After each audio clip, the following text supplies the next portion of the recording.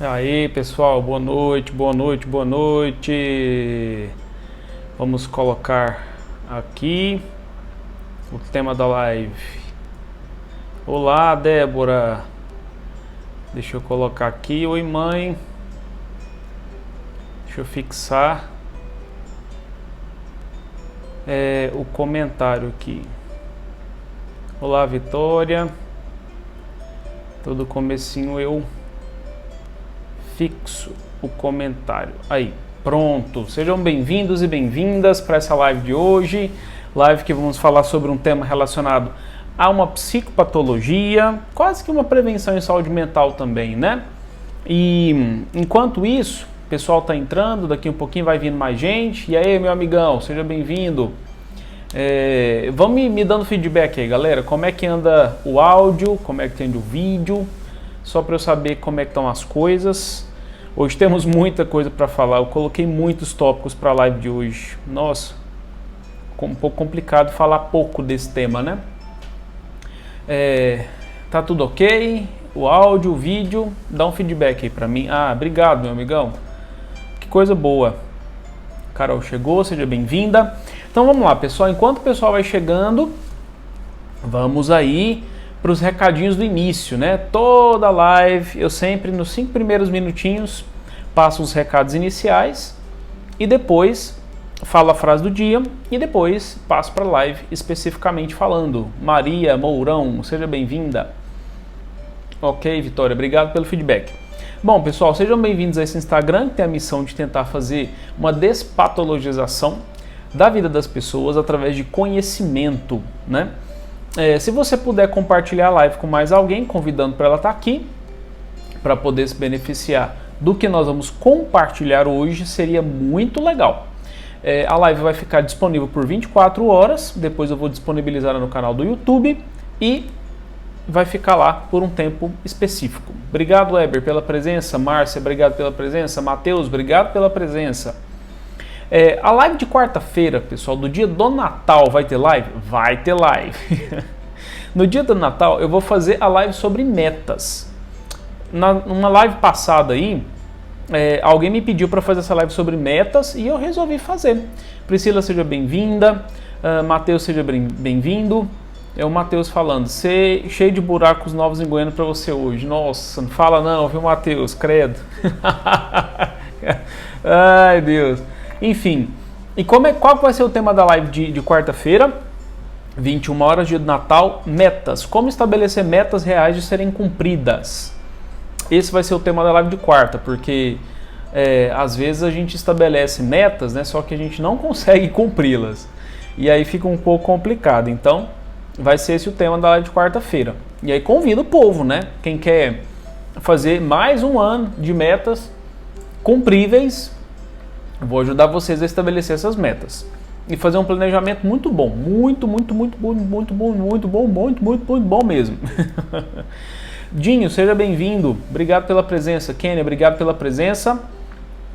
Darei, Carol. Vamos lá, frase do dia, né? 9:03 já. Eu achei uma frase de Charles Chaplin. Achei tão interessante essa frase dele. Muito legal. Como o tema de hoje é socorro, conheço alguém que usa drogas, o que fazer? Olha a frase de Charles Chaplin. Ele diz o seguinte: não preciso me drogar para ser um gênio. Não preciso ser um gênio para ser humano. Mas preciso do seu sorriso para ser feliz. O que eu entendi com esse final da frase dele? De que para a gente ser um ser humano, a gente precisa sorrir, né? Essa é a condição humana. Só os seres humanos sorriem. Alguns macacos também, mas não tem a mesma função, acredito eu, né? Então, essa frase eu achei legal, gostei muito. Larissa, seja bem-vinda. Priscila, seja bem-vinda. Vinícius, seja bem-vindo. Nossa, o Vinícius, quanto tempo. Que legal. Obrigado pela presença. Então vamos lá, pessoal, vamos começar a live, né? Já temos aí 5 minutos iniciais. Vamos para o que interessa. Então já quero trazer para vocês um esclarecimento relacionado ao que a Anvisa trouxe para o nosso país, né? Então, assim, como eu vou falar sobre drogas, né? Eu vou falar sobre substâncias lícitas, ilícitas também. algumas pessoas podem ficar assim se questionando, nossa, mas agora no Brasil vai ser liberada a maconha, como é que vai ser? Pessoal, vamos esclarecer o que andou acontecendo na realidade. O que a Anvisa, segundo a reportagem da Veja, liberou foi o uso medicinal dessa substância. E esse uso medicinal significa o quê? Isso é igual ao uso recreativo de cigarro de maconha fumado? Não, gente. É uma manipulação da maconha, da cannabis especificamente falando, para retirar alguns elementos específicos da cannabis, que é eu acho que, se não me falha a memória, é o canabidiol, porque tem o tetrahidrocanabidiol, se não me falha a memória. Esse, que é o que eles chamam de THC, é a substância que é alucinógena, que causa aquela série de reações que deixa a pessoa fora da casinha, entendeu? Esse tipo de substância, ela é nociva para o corpo. Eles descobriram, através dessa pesquisa, que o canabidiol ele pode auxiliar no processo de recuperação de algumas pessoas específicas, de algumas doenças específicas. Então, isso foi o que foi autorizado pela Anvisa. A reportagem da Veja deixa bem claro, não foi autorizado o plantio dessa planta, né?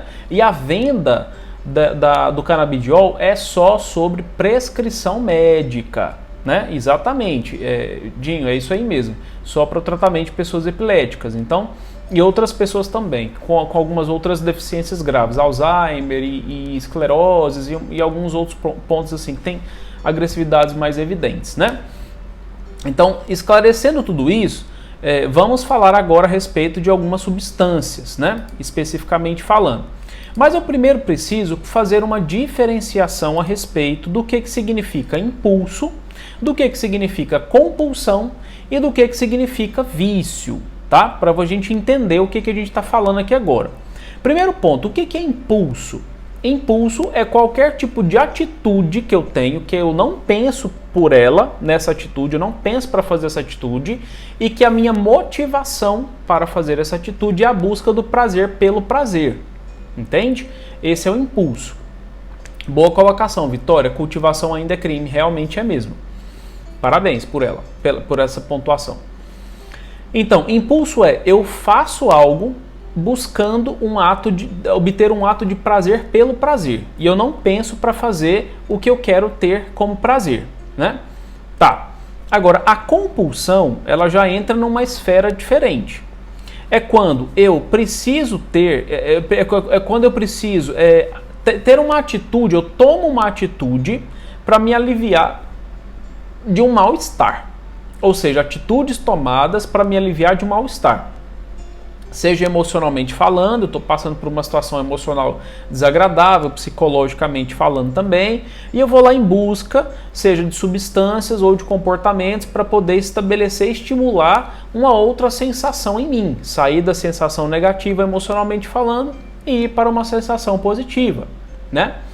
Isso é a compulsão, é quando eu entro nesse looping de fuga, literalmente de fuga, né? Agora, o vício é um outro problema. É porque depois que a compulsão está muito forte, o indivíduo ele vai entrando num processo de sofrer efeitos colaterais das substâncias com qual ele andou buscando, né? Como nós estamos falando sobre drogas, então eu vou falar mais sobre substâncias, lícitas ou ilícitas, seja álcool, cigarro, cafeína e as ilícitas também, tá? Então, depois que eu faço o uso, né, abusivo dessa substância, o meu corpo ele vai sofrendo os efeitos de abstinência. Então, os efeitos colaterais que surgem pós uso abusivo força a pessoa a ir em busca da substância para aliviar esses sintomas. Aí configura um vício. Vocês entendem a dinâmica? Então, a atitude ao mesmo de ir em busca da substância, ela se torna ao mesmo tempo um veneno e o antídoto, né? Então a vida da pessoa fica meio que girando em torno disso, né? Porque o corpo já se acostumou tanto, ficou dependente da substância por conta desse looping emocional e também pelos efeitos que a substância traz no corpo, que o corpo vai pedir, o corpo vai reclamar que tenha a substância de novo. E aí nesse processo, o indivíduo ele vai lá buscar a substância para aliviar. Quem nunca já ouviu falar daquele povo fala assim, nossa, tá de ressaca? Toma uma para rebater, né? Na verdade, esse tomar uma para rebater só fortalece o vício do álcool se a pessoa já estiver estando num processo de vício, né? E aí é o problema. Então vamos lá, o Dinho fez uma pergunta, a ansiedade pode entrar aí como motivo por essa busca? Pode sim, viu, Dinho? Porque geralmente a ansiedade em pessoas que têm algum tipo de uso abusivo de substância, ele entra quando a pessoa está no processo de abstinência. Aí se faz, se faz uma crise de ansiedade, né? Porque a pessoa entra naquela fissura, né? Então na abstinência que entra esse estado de ansiedade aí. Tá, o Matheus colocou aí o artigo, porque ele é advogado, né? Com relação ao processo do ser crime, né? Plantio, enfim. E eu acredito, Matheus, que talvez, desculpa pessoal, essa lei pode sofrer algum tipo de alteração, porque tem um dos itens aí, tem prescrever. Então, o médico vai poder fazer a prescrição de uma substância da cannabis, né? Então, nesse ponto aí, talvez eles tenham que fazer ajuste nessa lei para autorizar a prescrição médica, né?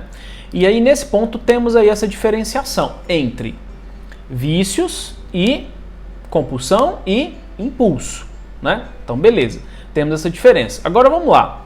Vamos falar um pouco sobre quais são os tipos de substância que existem, que são consideradas substâncias que podem desenvolver, né, vícios. Vamos colocar assim, eu não vou especificar todas, tá? Mas eu vou citar algumas, eu não vou descrever minuciosamente não. Elas foram tiradas do DSM-5. Álcool é a primeira delas. Existem alguns estimulantes, como aquelas substâncias que você ingere para poder... oh meu Deus, como é o nome do trem? Ritalina, né? Enfim, aqueles medicamentos que estimulam a atividade cerebral. Existem alguns alucinógenos que fazem a pessoa ter estados alterados de consciência, né? Alguns chá de cogumelos e algumas coisas, aquela droga lá do Santo Daime, né? Também ela é alucinógena. Alguns ansiolíticos que podem causar dependência, principalmente se o medicamento vier com tarja preta. Hipnóticos, que são aqueles indutores de sono, tá? E junto com os sedativos também. Alguns opioides, que são meio que anestésicos, tá? A pessoa fica meio anestesiada, como por exemplo morfina. Tem um outro lá também que o Michael Jackson usava bastante para dor. Esqueci o nome, enfim. Esqueci o nome. Tem a cafeína, alguns inalantes e o tabaco, né? O tabaco. Os inalantes, eu estou me referindo à cocaína mesmo, tá? Tem algumas substâncias que o indivíduo vai pela via aérea, né? Além dos transtornos que a gente relaciona com a substância e tudo mais, então a gente não vai entrar um pouco dentro daqueles outros tipos de vícios, né? De transtornos de vícios ali, como o jogo, como tecnologias, porque eles vão ativar o mesmo sistema de recompensa. Todas essas substâncias que eu citei anteriormente, eles vão atuar diretamente no cérebro, no sistema de recompensa, né? E ativa emoções ali específicas, libera endorfina, dopamina, serotonina, que são substâncias de prazer que o cérebro nosso naturalmente produz, tá? Ocitocina, alguns também. Então, eu não vou entrar nesses outros porque não entra nesse quesito de jogos e tecnologia, etc, tá? Então, vamos lá. Um outro ponto que a gente precisa entender também. Exatamente, Abel, a maior parte das pessoas consome drogas, legais ou não legais. Pois é, por isso que a gente tem que tomar consciência para saber até que ponto se torna um abuso, né? Então vamos entender o que são os contextos que iniciam alguém a fazer um uso de algum tipo de droga, algum tipo de substância química específica, né? Temos dois tipos de contextos, aliás, três tipos. O contexto positivo, o contexto negativo e o contexto misto.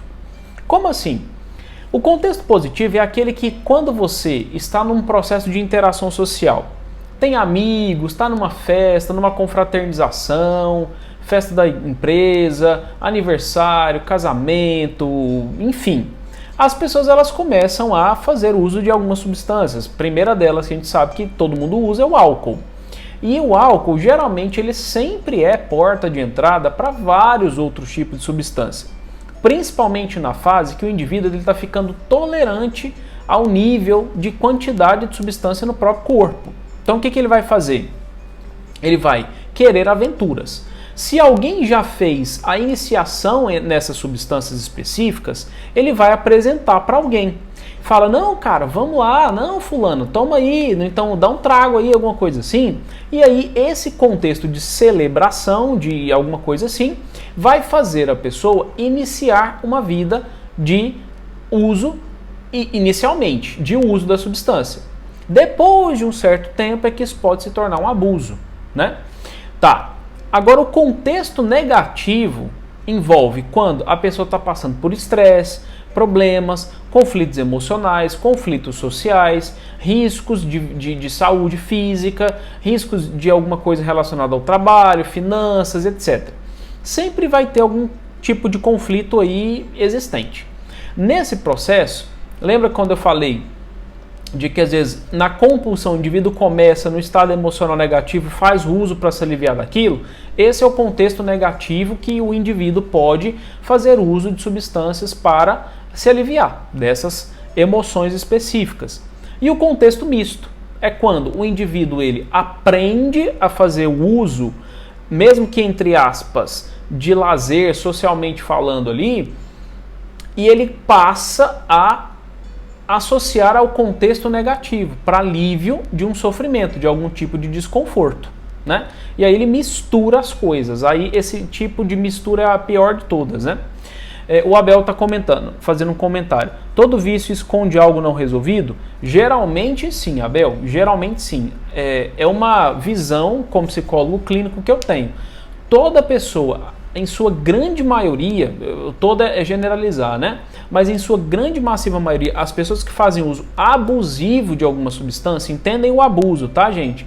Uso abusivo de substância, que é o vício, tá? Elas têm um emocional frágil, muito frágil. Qualquer coisa deixa a pessoa num estado emocional alterado e ela precisa recorrer a alguma coisa para se aliviar daquilo. Geralmente é sempre assim. Deixa eu voltar aqui, a Vitória fez um comentário. É vício a pessoa fumar só quando se sente nervosa ou com ansiedade? Isso já é uma compulsão, viu, Vitória? Mas quando não tem nenhum sentimento desse, passa muitos dias sem fumar. Pois é o caso da compulsão que eu estava explicando. A pessoa sente um desconforto qualquer e ela faz uso de uma substância para se aliviar daquilo. Ela está entrando num comportamento compulsivo. Disso para se tornar um vício é um pulo, tá? É mesmo que ela tenha esse autocontrole quando não tem nenhum problema acontecendo. Fontinelli, gostaria que você abordasse em algum de seus vídeos, não sei se já fez, sobre ansiedade. Já sim, depois eu te passo o link, tá? Tá no meu canal do YouTube. Bom, então geralmente esses contextos aí, que as pessoas geralmente iniciam o uso de drogas, etc., podem tender a fazer a pessoa ter que entender assim, as sensações que causam, assim, os contextos que estão despertando tudo isso. Por quê, gente? Quando eu estou fazendo uso de alguma substância, que ela é uma substância viciante, por isso que se torna um vício, né? Ela causa reações do corpo, obviamente. Se droga fosse ruim, se droga causasse desconforto muito grande, ninguém usaria. Então, a sensação, ela é agradável. Só que o problema é o uso disso continuadamente falando. Esse é o grande problema da droga, né? Então, a droga ela causa alterações no sistema cognitivo, comportamental, sistema fisiológico do corpo físico mesmo, causa euforia, causa alucinações, sensação de poder, crenças irreais ou crenças exageradas a respeito de alguma coisa e sempre vai atuar no sistema de recompensa, né? Geralmente é o sistema límbico lá das emoções, né? Na coisa mais primitiva mesmo. Então vai envolver produção de memórias, vai envolver ativação do sistema nervoso, né?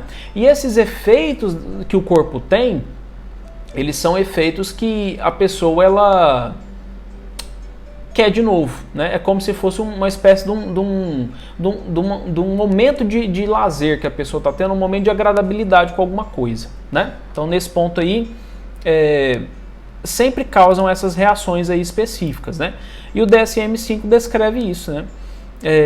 Quando a pessoa vai percebendo que essas atividades de consumo dessas substâncias, elas estão se tornando problema na vida do indivíduo, aí a gente vai começar a desenvolver um problema aí também com relação à vida ocupacional, né? E aí a gente começa a ter critérios para estabelecer a pessoa quando ela está viciando nisso, né? Fontinelli, falando sobre o tema, a pessoa que é melancólica, vive um conflito interno, ela é bem propícia para usar drogas? Olha, Fontinelli, depende, né? Depende do ambiente que essa pessoa tá inserida, depende dos valores que ela tem, depende da rede de apoio social que ela tem. Nem sempre a melancolia ela vai ser um preditor de uso de droga, porque existem outros componentes que meio que saram essa melancolia, tira a pessoa da melancolia, né? Então depende, não necessariamente, viu? O Abel perguntando, o consumo de drogas desregula a amígdala? Pode ser que sim. O consumo de drogas de forma abusiva, né? Porque às vezes, assim, se a gente toma um remédio, o remédio é uma droga, mas é uma droga controlada, né? Então tem que definir bem. Todo tipo de consumo abusivo de uma substância, ele vai desregular alguma coisa no corpo, né? Em alguns casos pode ser a amígdala que enfim, desregula lá, pode ser tireoide, pode ser alguma coisa relacionada ao coração, pode ser estômago, pode ser fígado, pode ser o pulmão, que é respiratório, pode ser o próprio cérebro, né? Alguma coisa nesse sentido. Fontinelli, essas drogas aplicadas à substância química também incluem vício em remédio controlado? Também. Todo tipo de droga que inclui algum tipo de dependência, né? Enfim. Nossa, eu tô quase lembrando o nome do remédio que o Michael Jackson tomava lá. Esqueci, daqui um pouco eu lembro. Ele estava viciado nisso, então era um remédio controlado, mas ele estava viciado nisso, né, que aliviava dores nas costas e dores musculares, né? Até quem faz uso contínuo, por exemplo, de um remédio psicotrópico. Sim, os medicamentos, eles têm dois tipos, o tarja vermelha e o tarja preta. Na caixa do medicamento, quando é tarja vermelha, ele não gera dependência, tá? E quando é tarja preta, ele é um medicamento altamente provável de gerar dependência, gerar um vício no consumo dele. Por isso que esse medicamento tarja preta não pode ser consumido livremente, comprado em farmácia livremente, só diante prescrição médica numa dosagem específica e com acompanhamento médico rigoroso, entendeu? Então vamos lá, beleza. Vamos lá para alguns critérios agora. Vamos falar de alguns critérios, né? O que são os critérios para a gente poder entender que uma pessoa está se tornando viciada de fato, antes da gente passar para a parte de socorrer a pessoa? Então vamos lá. 4 pontos importantes e principais que a gente precisa se prender neles para saber se a pessoa está se tornando uma viciada, para a gente poder oferecer ajuda.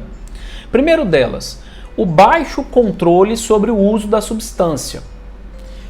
Ou seja, você está percebendo que a pessoa está aumentando muito as doses, cada vez mais, vai fazendo mais uso, a frequência nos dias também aumenta, é um critério.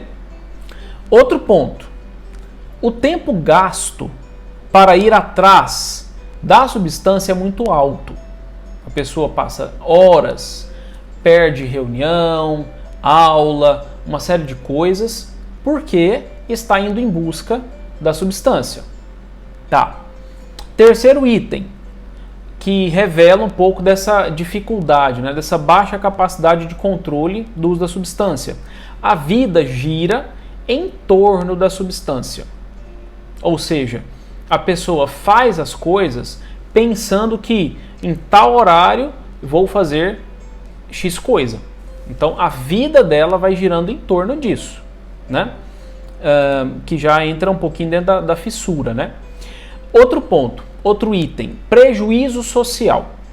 Quando a pessoa está fazendo um uso abusivo de alguma substância, é muito fácil identificar porque atrapalha os estudos, atrapalha o trabalho, atrapalha a vida social, de relacionamentos, de contato com a fé, com a religião, a pessoa muda isso, o comportamento da pessoa vai mudando de uma maneira geral. A pessoa começa a ter problemas interpessoais, persistentes e recorrentes, porque a droga, né, ela exacerba o efeito.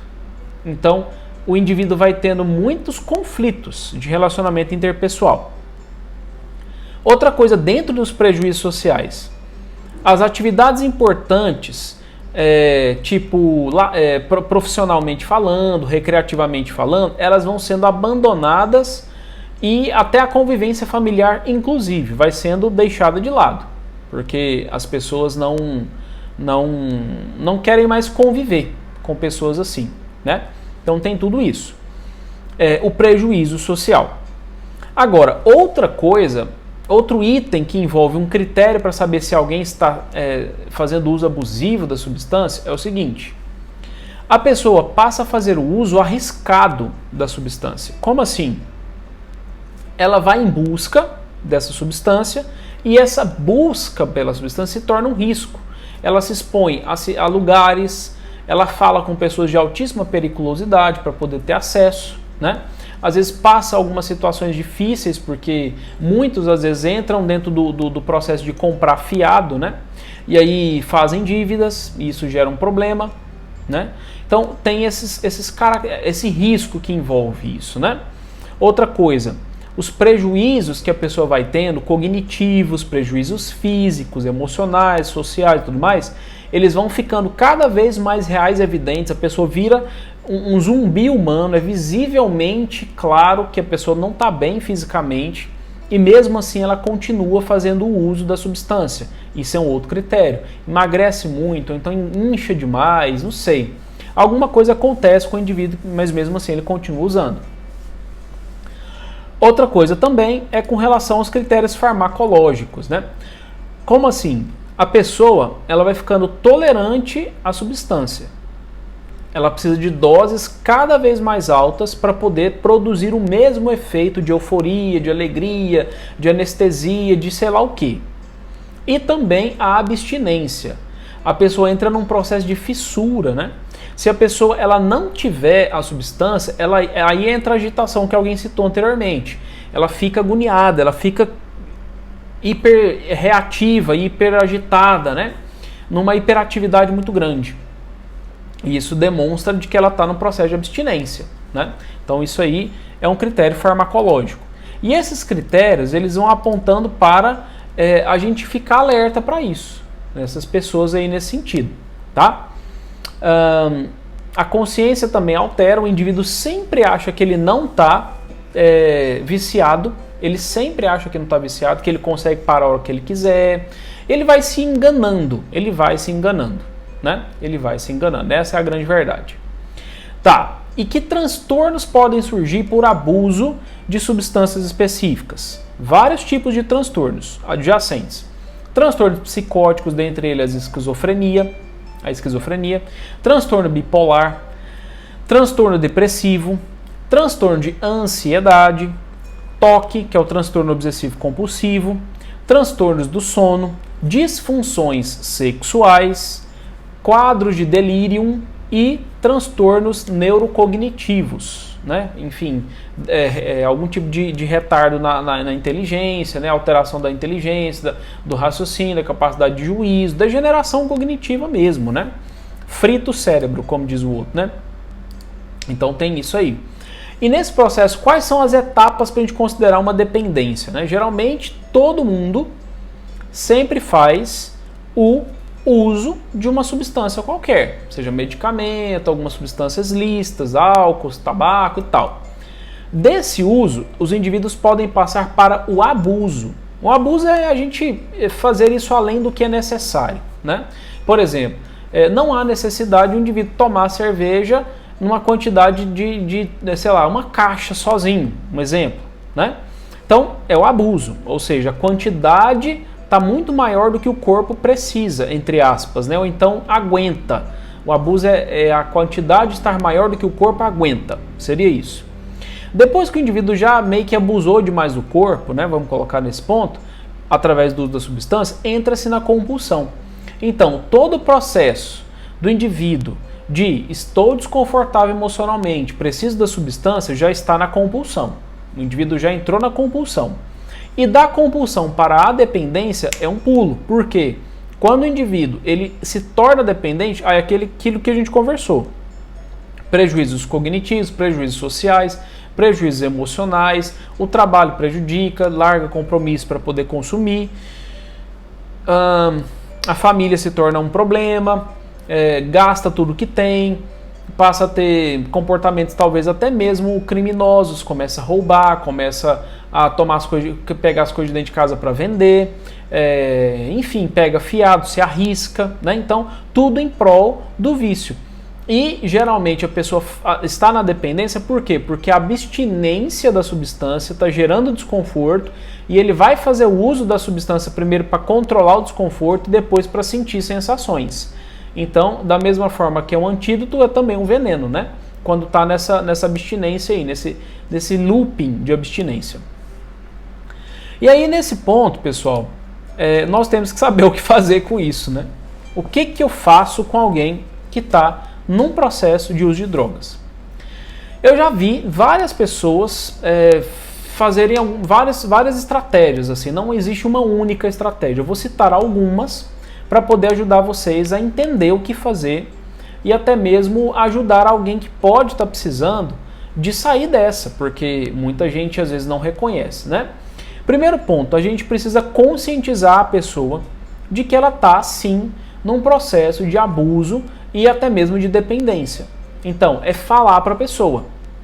Ah, mas ela não vai gostar, ela vai achar ruim, ela vai brigar comigo. Não interessa, né? Dependendo do tipo de vínculo que você tem com a pessoa, prepara o território antes, fala, fulano, desculpa, eu estou precisando conversar com você, é um assunto muito delicado, gostaria que você não ficasse chateado comigo, chateada comigo, mas eu preciso te falar, né?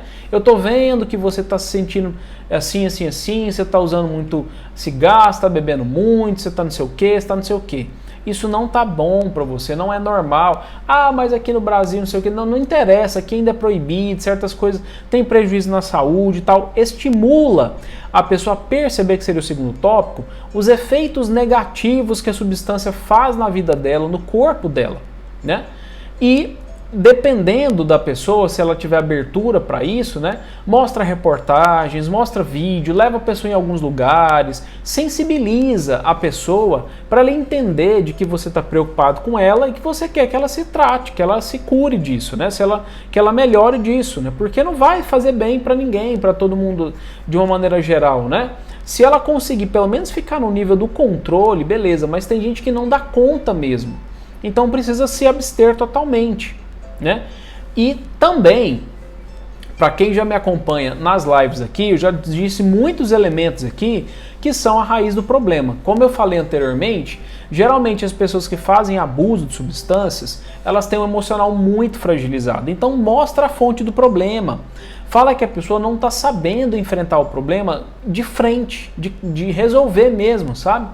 Às vezes é um conflito no trabalho, às vezes é uma perca do emprego, às vezes é um problema físico de saúde, às vezes é uma família desestruturada, às vezes é um marido violento, às vezes é uma mulher opressiva, muito encrenqueira, às vezes é um filho que está dando trabalho, não está tirando nota, às vezes é porque você está querendo relaxar mesmo, assim, está muito tenso com relação a algumas coisas, né? Então vai na fonte do problema e mostra para a pessoa, fala, olha, você está usando substância desse tanto assim porque eu acho que você está com um problema mesmo, você não está dando conta de resolver, você está se refugiando na bebida, nisso e naquilo outro, né? Você pode ter um AVC, você pode ter um pico de pressão alta aí, atrapalhar a sua vida e tal, você pode ter um ataque cardíaco, dependendo da substância que usa, né?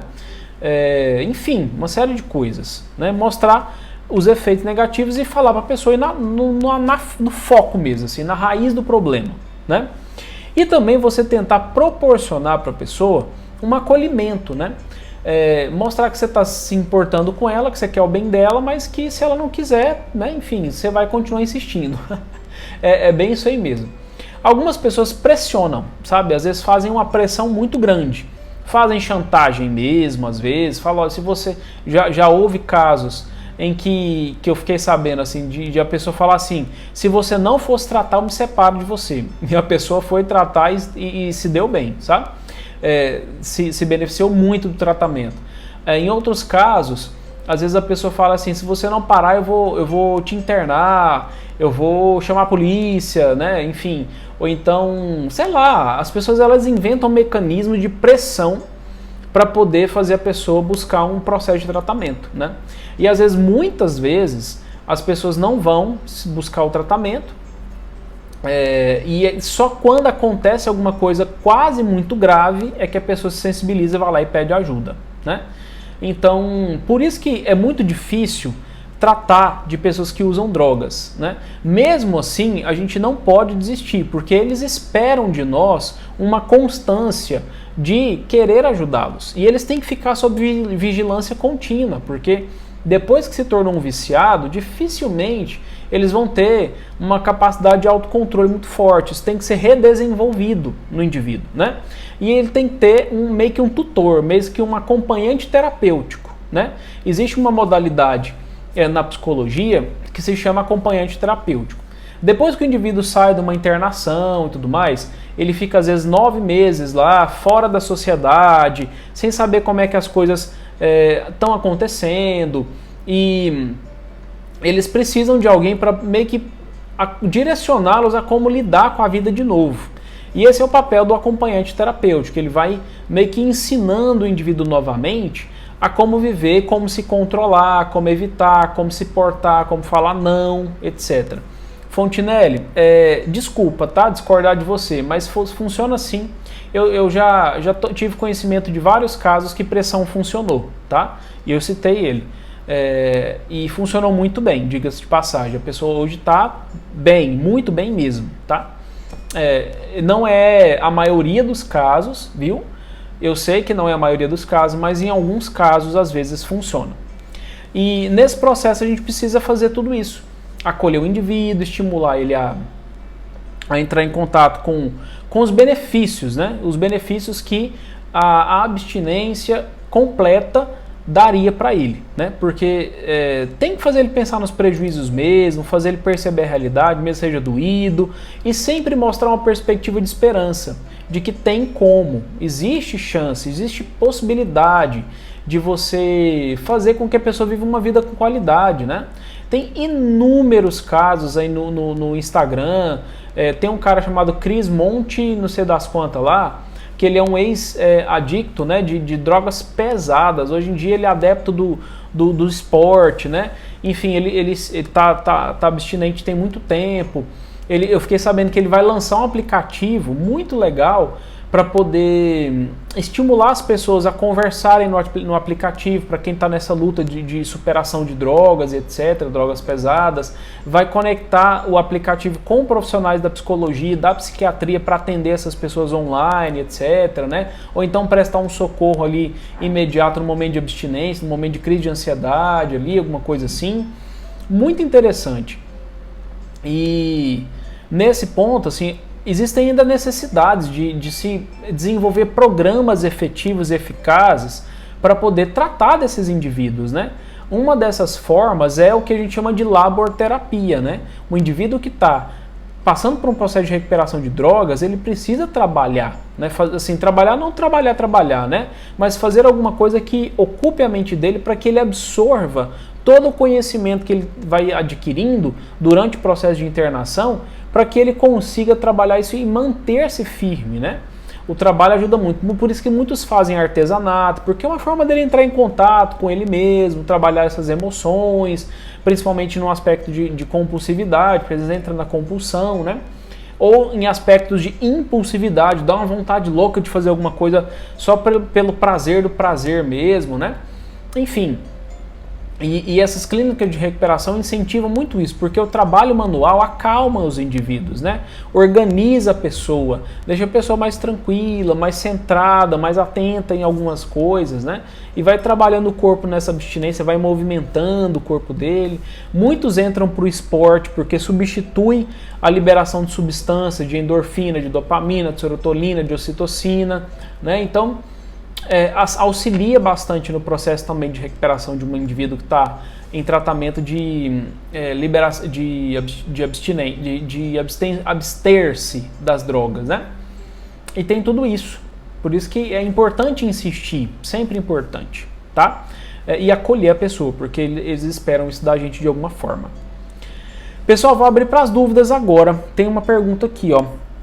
Duas, eu acho. Alcoolismo é hereditário? Existe o componente genético que pode, dependendo do ambiente, você pode estimular a ativação genética para você se tornar alcoólatra, tá? Mas ele não é 100% hereditário, não. O ambiente também favorece muito. A Vitória, eu não sei se você já ouviu falar em medicamentos que fazem com que a pessoa pare de beber ou fumar. Será que realmente funciona? Vitória, esse medicamento que você está falando, é aquele. Tem alguns que falam que tem um efeito on-tabuse. O que significa isso? Antigamente, muito antigamente, mesmo na época das nossas avós e tal, quando tinha alguém que estava bebendo muito, eles compravam um remedinho, colocavam na bebida da pessoa, sem a pessoa saber, e a pessoa tomava. E quando tomava esse remédio, a pessoa passava muito mal mesmo, assim, tipo, muito mal mesmo, né? E aí a pessoa ia percebendo através desse remedinho que aquela substância estava fazendo mal para ele, então ele ia parando de tomar, porque passava mal demais, assim, tipo, faltava virar do avesso, tanto passava mal. E é o que a gente chamava de efeito on-tabuse, né? A gente chama. Esses remédios quase hoje em dia não se usa mais, tá? E tem isso. Agora tem outros medicamentos, tipo assim, aqueles adesivos de nicotina, né? Ou então tem uns chicletes de nicotina para te ajudar a parar de fumar, né? Essas coisas assim. Então, alguns indivíduos assim que já fizeram uso dizem que não tem muito efeito não, porque o componente, além de biológico, também é muito comportamental e emocional, né? Então a pessoa ela precisa aprender a controlar, ter o autocontrole, entender o que está disparando gatilhos ali de impulsividade, gatilhos de compulsão, né? Por isso que a terapia ajuda muito, né? Entender esses mecanismos e fazer com que a pessoa desenvolva um repertório para poder lidar com os próprios problemas sem ter que fazer o uso da substância, porque não vai ensinar comportamento, né? Vai só piorar tudo. Mateus, respondendo a questão, não é lei que altera. No artigo 33 escreve os verbos que criminalizam as condutas e no final que depende de autorização legal ou... Ah, tá, entendi. Deixa de ser crime, não lembro exatamente o número, entendi. Não, então beleza. Falei errado, desculpa. Pessoal, que dúvidas você tem? Já fomos para quase 45 minutos de live.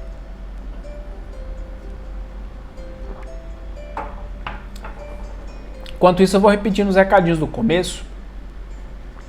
Pessoal, a live vai ficar 24 horas disponível, depois eu vou disponibilizar no YouTube por tempo determinado, porque vamos fazer algumas alterações.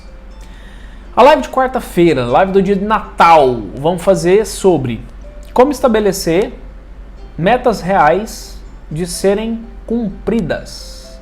Esse é o tema da live de quarta-feira, 21 horas, dia de Natal. Próximo do ano novo, porque aí do Natal até o ano novo dá tempo de vocês fazerem as metas e aí pendurar na parede e metas possíveis de serem feitas mesmo, né? A frase do dia de hoje é uma frase de Charlie Chaplin, que diz o seguinte: não preciso me drogar para ser um gênio, não preciso ser um gênio para ser humano, mas eu preciso do seu sorriso para ser feliz. Charlie Chaplin, grande Charlie Chaplin, né? Um cara muito sábio. E como é que foi aí a live, pessoal? Foi tudo tranquilo? Travou bastante? Ou não? Pois é, Carol, tá nas metas de 2020, viu? Eu tô estudando um jeito aí de fazer mais lives. Mas é porque, nossa, tá corrido, viu? Nossa, a minha agenda tá muito apertada, muito mesmo. Mas eu vou dar um jeito. Não preocupa não que eu tô estudando esse jeito aí de fazer, como é que a gente vai fazer. Se a gente faz lives mais curtinhas, para depois a gente conseguir ampliar em algumas lives maiores, assim, estabelecer dias específicos para lives mais longas, né? Lives mais curtas com temas mais específicos também, né? Então vamos lá. Vocês não têm dúvida não, pessoal? Estão sem dúvidas? Eduardo Costa entrou aí, o cantor. Seja bem-vindo. Mundial Fitness também, seja bem-vindo ou seja bem-vinda, não sei se é homem ou mulher. Sem dúvidas, pessoal, perguntem aí. Ficou tudo tranquilo, tudo esclarecido? Sim ou não sim? Que bom, Vitória, fico feliz, viu? Espero que tenha contribuído com você. Nossa, que legal, Auen. Meu estágio é no CAPS AD. Ah, boa fala. Alguns lugares para tratamento, né, além de clínicas de internação mesmo, existem outros tipos de tratamento, né? Que significa assim, o CAPS é o Centro de Atenção Psicossocial, AD significa álcool e drogas.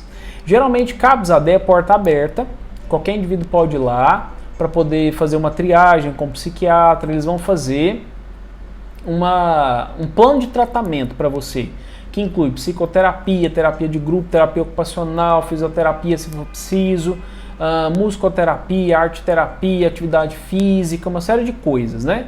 Que auxilia no processo de liberação e também a consulta com o psiquiatra que passa medicamento.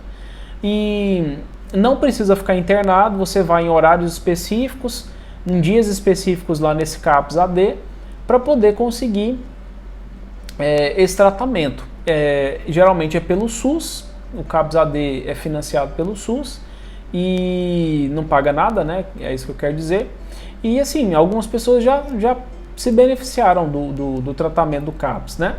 E enfim, é uma coisa muito interessante aí. Mas ainda vejo que falta muito CAPS aí para tratar mesmo, né, do povo. Tomar vinho pode virar vício? Pode. Tem gente que é álcool, né? Pode viciar também. Sedano, no início eu falei, o Sedano perguntou, você acha que a maioria dos inícios da vida nas drogas por influência de amigos, entre aspas, tem um contexto de lazer, que se inicia o uso de drogas assim. E aí a pessoa ela pode aproveitar isso para o contexto de alívio do sofrimento, né? E aí vira um mecanismo de fuga. Neosoro, exatamente. Conheço gente viciada em Neosoro, aquele nasodilatador, que é inalante, né? Apesar de ser inocente, dá para considerar o uso abusivo dele? Com certeza, Matheus, com certeza. Isso aí acontece muito mesmo. Neosoro, realmente, né? Para a pessoa respirar melhor. Principalmente quando está gripado. Mais dúvidas, pessoal? Não? Tudo certo? Tudo beleza? Vocês vão convidar o povo para a live de quarta, né? Fazer metas para 2020. Vamos aprender a fazer meta. Então beleza, pessoal, já que tá tudo ok, vamos lá, vamos encerrar, né? Pessoal, muito obrigado. É sempre muito bom a presença de cada um de vocês, quando vocês interagem.